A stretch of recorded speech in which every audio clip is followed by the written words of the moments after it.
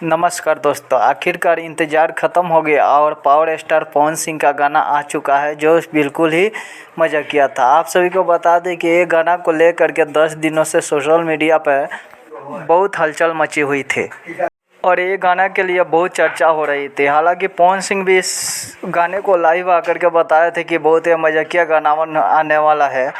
तो फाइनली इंतज़ार ख़त्म हो गया है और आप सभी को बता दें कि मीरा मैजिक चैनल पे गाना आया है। अभी सिर्फ 12 घंटा हुआ है और इसका व्यू लगभग 2 मिलियन के करीब चला गया है और ये गाना शायद से दर्शकों को बहुत ज़्यादा पसंद आएगी। या पुदीना ये गाना जैसे बजा हुआ था उसी तरह ये भी बजने वाला है। आप सभी को क्या लगता है ये गाना कैसा है और क्या ये गाना दर्शकों को कितना दिल जीत पाएगा? और ये गाना आप सुने हैं कि नहीं सुने हैं, आप कमेंट करके बताइए और कैसा लगा।